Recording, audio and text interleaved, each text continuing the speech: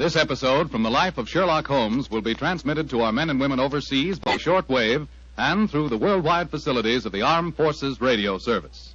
Petri Wine brings you Basil Rathbone and Nigel Bruce in the new adventures of Sherlock Holmes.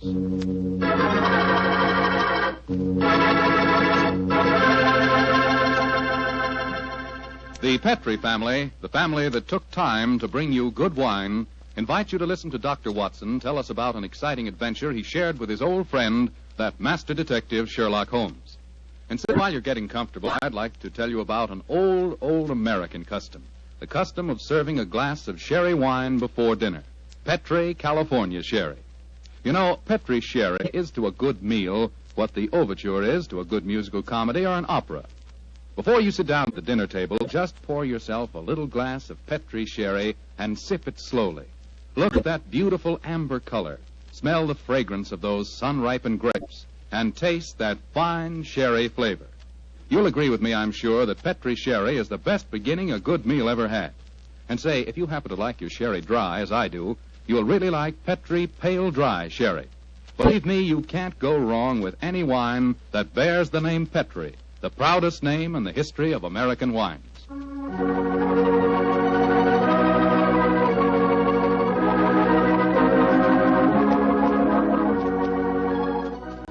And now let's drop in on the good Dr. Watson, who's waiting for us in his California ranch house. Good evening, Doctor. Good evening, Mr. Foreman. Come in and make yourself at home. Thank you, Doctor.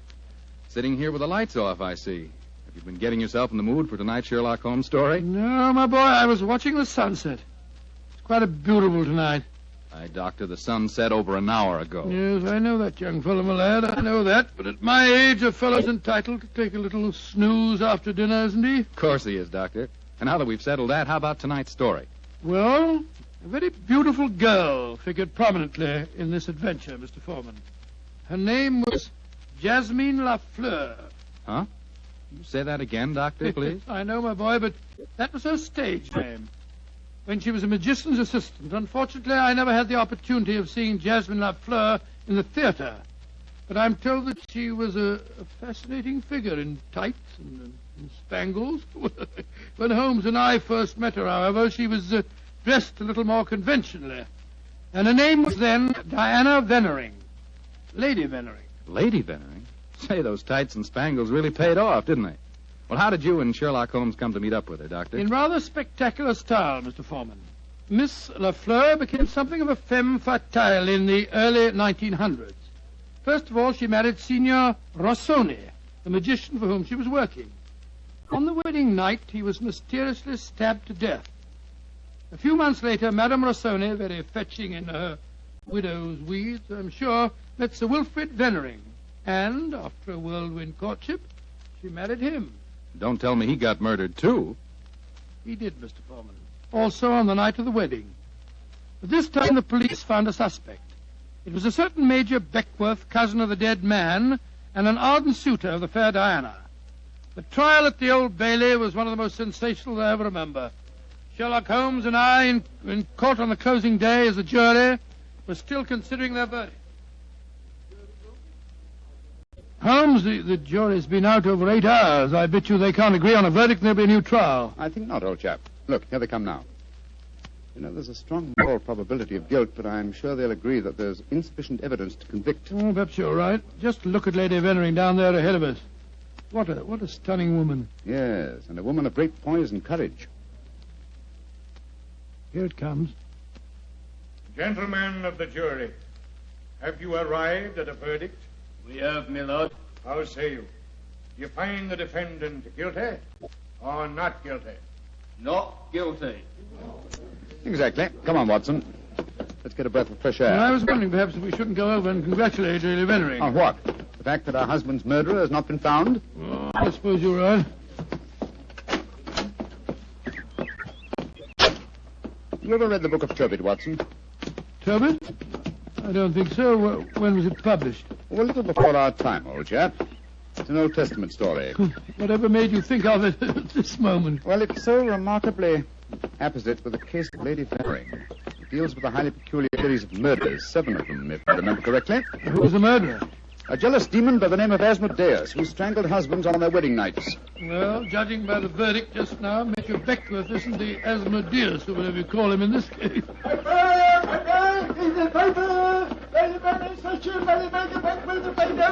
you are, boy. Here, give me a paper. Thank you, Governor. Thank you. The paper! Well, Holmes, what does it say? Oh, wait a minute. Here we are. Listen to this. Lady Veneering, widow of the murdered man, says that she will marry the suspect. Lady Veneering told newspaper reporters this afternoon that if Major Beckworth is acquitted, she will marry him before the year is out. Oh, my soul, Holmes, there's a positive sparkle in your eye as you read about her. I must admit the lady fascinates me, old chap. I hope before she becomes involved in any further tragedies that we may have the opportunity of meeting her, and something tells me that we will.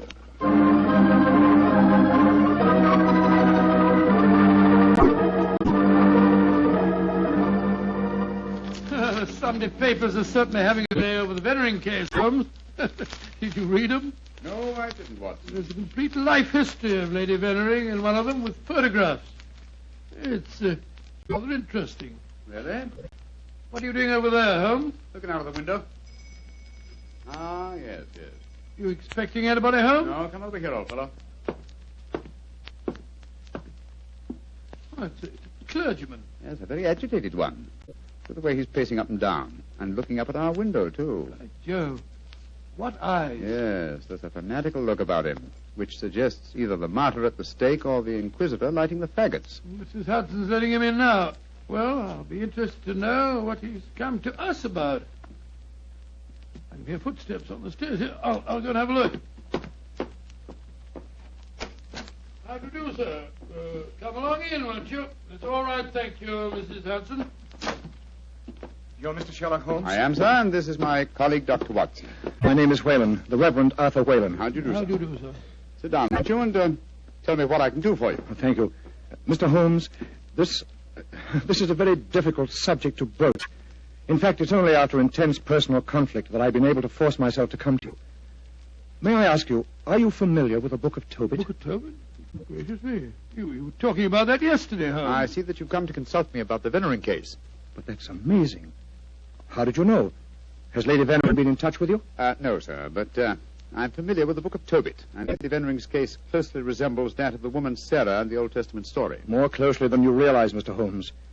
Did you know that before each one of Lady Venering's husbands was killed, they received a threatening note? Yes, I recall that from the trial. Signed in some sort of gibberish, weren't they? No, Doctor.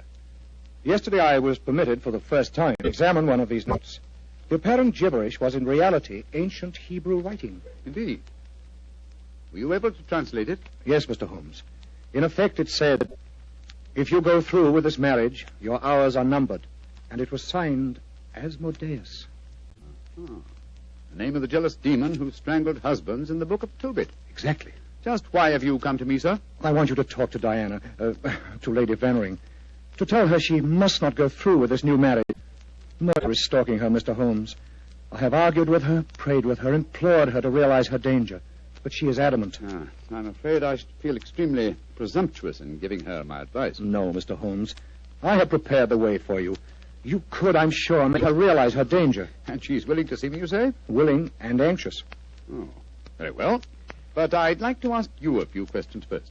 Anything, Mr. Holmes. What is your interest in her? She's a member of my flock. She needs my guidance. Nothing further?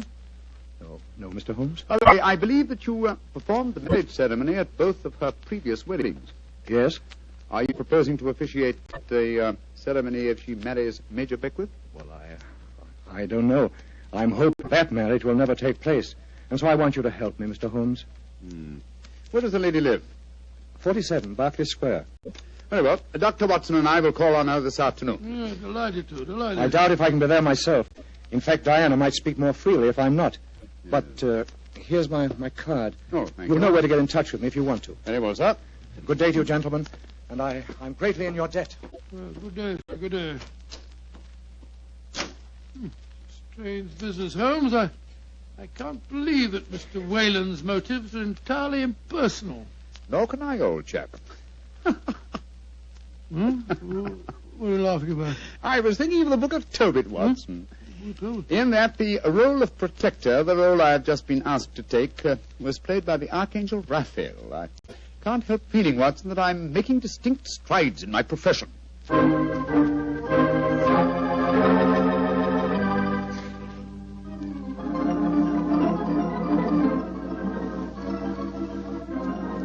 Mr. Sherlock Holmes. I'm so glad to meet you. How do you do, Lady Vennering? May I introduce my old friend, Dr. Watson? How are you, Dr. Watson? I'm awfully glad to meet you, Lady Vennering. Let's sit down, shall we? You're just in time for tea. Thank you. You know why we're here, of course. Oh, naturally. Mr. Whalen came round here as soon as he'd left you. You're to persuade me to look after my mortal affairs, while he takes care of my immortal ones. Isn't that it? He takes well, that's charmingly put, Lady Vennering. Charming. He takes care of... May I say, Mr. Holmes, that I'm flattered that a man of your eminence should be sufficiently interested to bother about me. You underestimate your own importance, Lady Vennering. Though I may mention that if your problem had been as simple as Mr. Whalen made it out to be, I might have been otherwise engaged. You're being very frank and a little mysterious. Are you suggesting that Mr. Whalen didn't tell you everything? I am. And I hope you will be more candid with me. Sherlock Holmes, I like you. You're most refreshing. Milk and sugar in your tea? Just milk, thank you. Here you are. How about you, Dr. Watson? Oh, just the same way, please.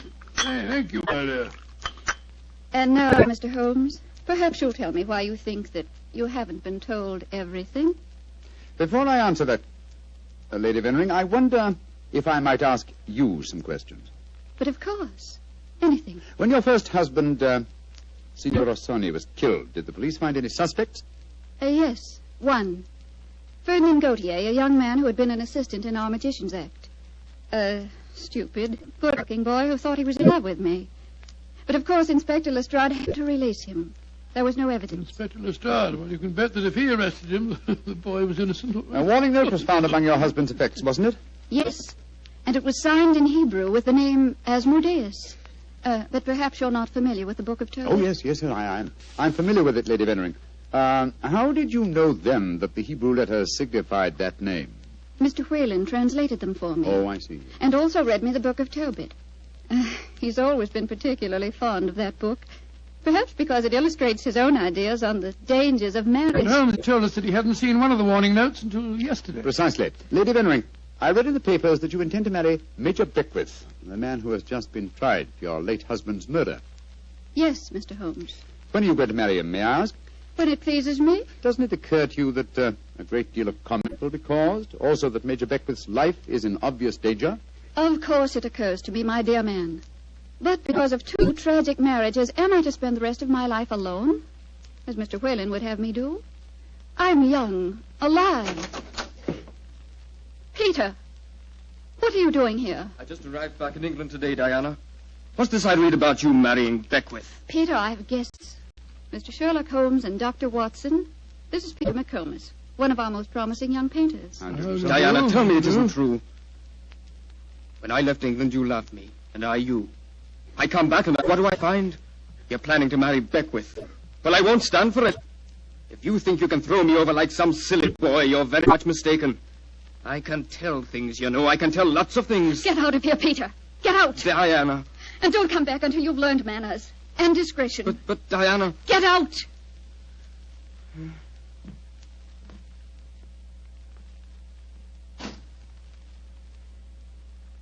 I'm sorry, gentlemen. Were there any more questions you wanted to ask me, Mr. Holmes? One, Lady Vennering. Where is your fiancé, Major Beckwith? He's upstairs. I'm letting him stay here until the scandal of the trial has died down. I must see him at once. At once? Why, Holmes? He's in no danger until the marriage takes place? The marriage has taken place, Watson, unless I'm very much mistaken. What makes you think so, Mr. Holmes? You're much too discreet and intelligent, Lady Vennering, to let him stay here in your house unless you were already married. We were married this morning. But we planned to keep the fact a secret for a few months until the scandal had died down. May I talk to him, please? Of course. I'll ring for the butler and ask him to come down. May I ask, madam, who married you? The Reverend Arthur Whalen, of course. Oh, and all the time he talked to us today, he knew perfectly well this marriage had taken place. He must have just come from it. I don't trust that man, Holmes. Oh, there you are, Hudson. I just rang for you. Will you ask Major Beckwith? Excuse me, milady. I was just on my way to telephone the police. The police? What do you mean? It's Major Beckwith, milady. He's been stabbed to death in his bath. Mr. Beckwith murdered, too.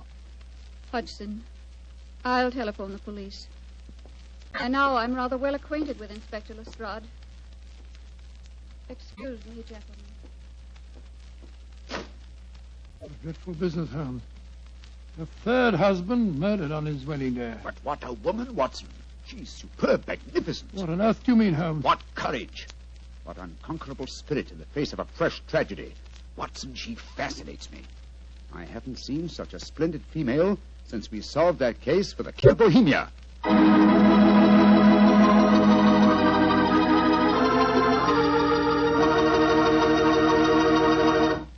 Dr. Watson's story will continue in just a few seconds. Time enough to remind you that the easiest way to make good food taste better is to serve that good food with a swell Petri wine. And there are two Petri wines in particular just made to go with food. Petri California Sauterne, a delicate white wine with a subtle flavor that's perfect with chicken and fish. And Petri California Burgundy, a hearty, rich red wine that's out of this world with any meat or meat dish. So if you want to know just how good a cook you are, serve your good food with Petri wine made to go with it. A Petri Burgundy or a Petri Sauterne. Two swell Petri mealtime wines.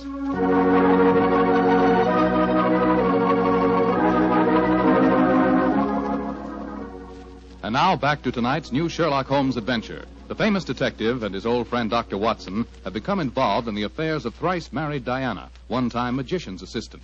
Each of her husbands has been mysteriously murdered on his wedding day, the latest murder occurring on the same day that Sherlock Holmes and Dr. Watson are brought into the case. As we rejoin our story, it's a month later, and for some obscure reason, Sherlock Holmes seems to have lost interest in the case, though not in the beautiful Diana.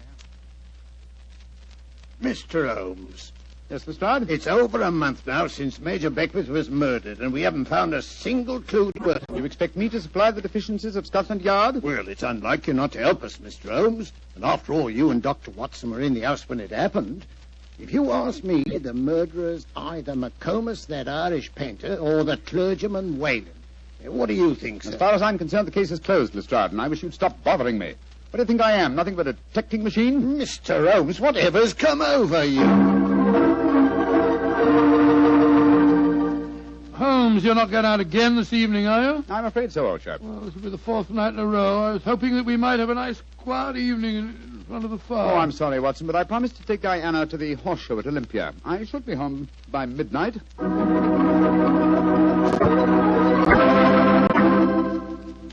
Mr. Holmes. Yes, Mr. Whalen?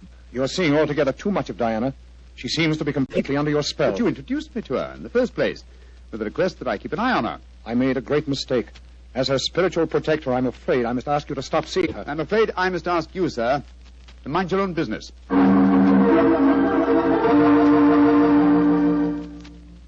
I say, Holmes, have you seen in the paper that violinist, this Iway, is playing at the Albert Hall tonight? No, I haven't looked at the paper today. Oh, I thought perhaps that we might go along and see I'm him afraid together. I can't, old chap. No, I'm taking Diana to the French Maid at Dahlia's Theatre. I hear it's a charming musical comedy.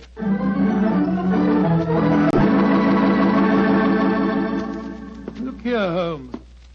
We've been friends for a good many years now. Very true, old fellow. And I think I'm entitled to speak to you straight from the shoulder. Of course you are, Watson. Very well, then. This Diana Beckwith. Oh.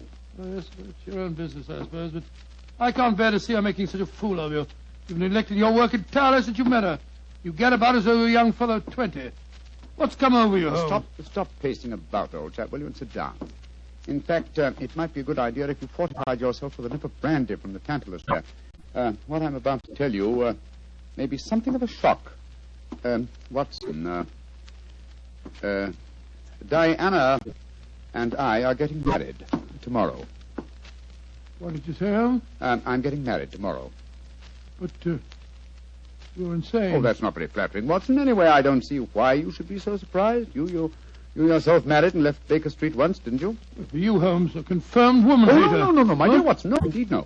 You will remember in our adventure that you titled A Scandal in Bohemia, I met a lady that I have often referred to as the woman. You mean Irene Adler, but she was a criminal. Exactly, and yet Diana has the same magnificent characteristics. Keen intelligence, courage, and unconquerable spirit. But Holmes, 3 of her husbands murdered on their wedding nights. You're proposing to be the 4th. Oh, rubbish, my dear fellow, because tragedy has attended her previous marriages. Is she to go through life alone? Holmes, you really mean it, don't you? Of course I do. I think I will have a nip of brandy. Oh, don't take it so badly, old fellow. We'll continue to see a lot of each other. Diana's very fond of you, you know. Oh, well, I'm glad. Who's going to perform the ceremony? Not the Reverend Mr. Whalen? Oh, no. We decided, in view of Diana's previous marriages, that he might prove to be a trifle, unlucky. A clergyman named Vernet will officiate. Whalen, of course, insists on being present just the same. What time is the wedding tomorrow? 2 o'clock, old fellow. Oh, I should have mentioned this before. I hope your cutaway coat and top hat are in a good state of preservation. You'll be a pretty prominent figure at the ceremony, you know. You mean that... Well, I mean that if Sherlock Holmes gets married, who else can be his best man but his old friend, Dr. Watson? It's elementary, my dear fellow, elementary.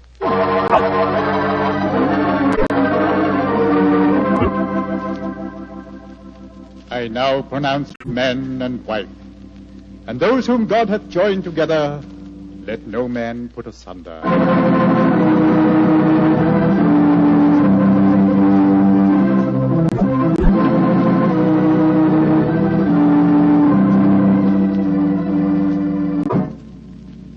Diana, I'm going to claim the privilege of the best man and give you a kiss. Of course you shall, Doctor. Joe, Holmes, you're devilish lucky fellow. Of course I am, old chap. Sherlock, I'm going upstairs to change my dress now. Very well, Diana. I'll be up shortly. I'll see you later, Dr. Watson. Very well, Mrs. Holmes. Holmes, I never thought I'd live to say that. Watson, old fellow, I'm worried. Worried today? Oh, my dear fellow, what's the matter? Well, just before the ceremony, I received one of those warning notes signed by Asmodeus. Oh, you better be careful, Holmes. I think I'll slip out and have a pipe or two on the matter. Yes. Look after my guests for me, will you? And keep your eyes open. And your ears. Yes, I will indeed. There you are, Mr. Whalen. Would you care for a glass of champagne or punch or something or other? Thank you, no, Doctor.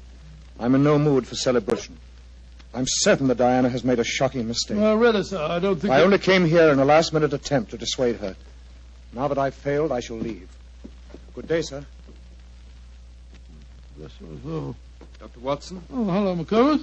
Where's Mr. Holmes? We'll be back in a few minutes. Would you care for a glass of champagne, sir? Well, thank you. I should like to drink a toast to the pair. I've been in love with Diana for years, you know, but she wouldn't marry me, and well, I suppose I might as well make the best of it. I must say your friend Sherlock Holmes seems like a splendid fellow. He is indeed, McComas. In fact, I may say... Watson! Excuse me, sir. All right, Holmes, I'm coming. Up here. What is the matter, Holmes? Follow me, lock the door behind you. Allow me to introduce you to the demon Asmodeus, Watson. Unfortunately, at the moment, she's in a faint. Good Lord. It's Diana. Exactly. Always an impetuous woman, she made the mistake of trying to stab me with that knife. So I bent over to strap up a suitcase. She didn't allow for the wall mirror in which I was watching her. You mean you suspected her all along? Of course I did, old fellow. The problem was to find the proof. I first suspected her when I knew that she had been a magician's assistant.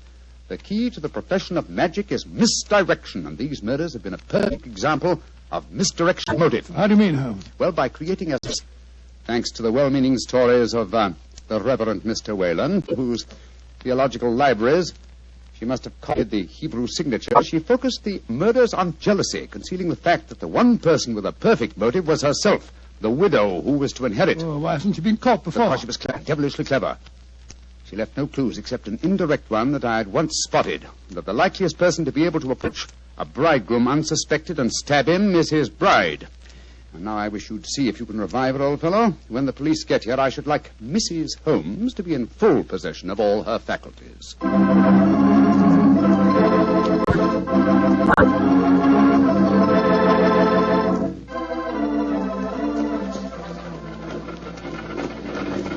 Well, Holmes, I must say I never expected to be driving back with you to Baker Street on your wedding day. I can't tell you how happy I feel. Dear old Watson, you really thought that I deserted you, didn't you? Oh, naturally, I wish you'd told me the truth. I couldn't tell anyone, not even you. If the faintest shadow of suspicion had entered her mind, I'd never have caught her. Well, it seems to me you paid a pretty high price, Holmes. You told me you made a will in her favor. Supposing something happens to you before her trial, she'd get the money, you know. Oh, the will? Oh, no, that was worthless. I told Diana that it was a holographic will and perfectly valid. Well, what on earth is a holographic will? A will drawn up in one's own handwriting on a piece of perfectly plain paper. Such a document is quite legal, but I drew mine up on a paper with a letterhead. That made it invalid. Oh, I see, but the fact remains that you are married, Holmes. I really fooled you completely, didn't I, Watson? Didn't the name of the clergyman who married us suggest anything to you? The Reverend Vernet? No, and why not should it? Well, Vernet was a French painter of some note. He also happens to have been a great uncle of mine and Mycroft's. You mean that your brother Mycroft was a clergyman? I mean that Mycroft was disguised as a clergyman. And a very convincing job he did, too. A more satisfactory clergyman than the Reverend Mr. Whalen, no doubt, whose possible complicity may compel him to answer some very awkward questions. Then you're not married. Well, upon my soul, Holmes, I don't know what to say. Then I suggest that you say nothing, my dear chap. Let's just sit back quietly, as two good friends can, and brood about the mutability of human affairs.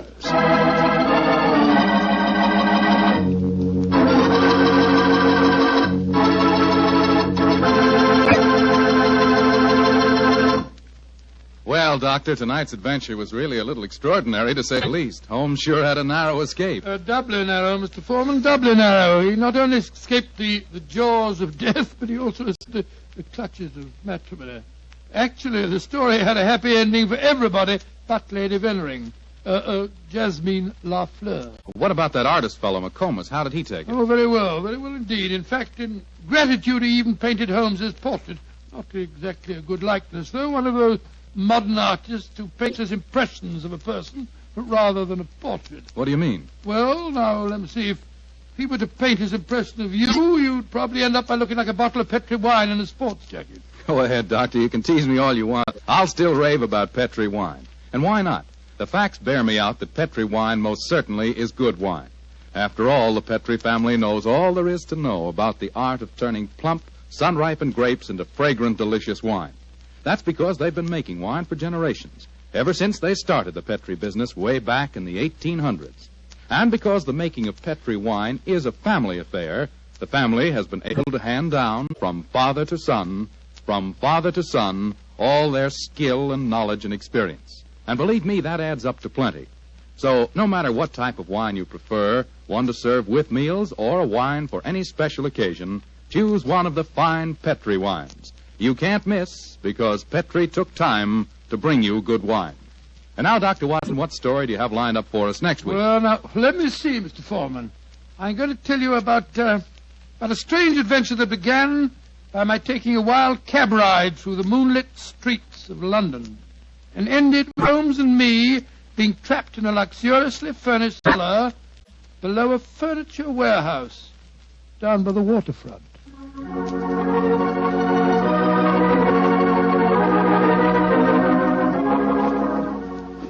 Tonight's Sherlock Holmes adventure is written by Dennis Green and Anthony Boucher and is based on an incident in the Sir Arthur Conan Doyle story, The Adventure of Shoscombe Old Place. Mr. Rathbone appears through the courtesy of Metro-Goldwyn-Mayer and Mr. Bruce through the courtesy of Universal Pictures, where they are now starring in the Sherlock Holmes series.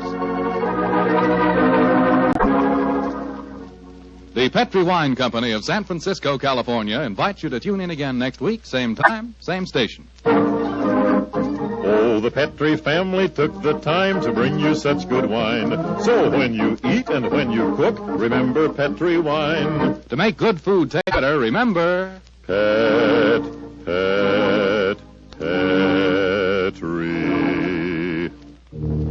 wine.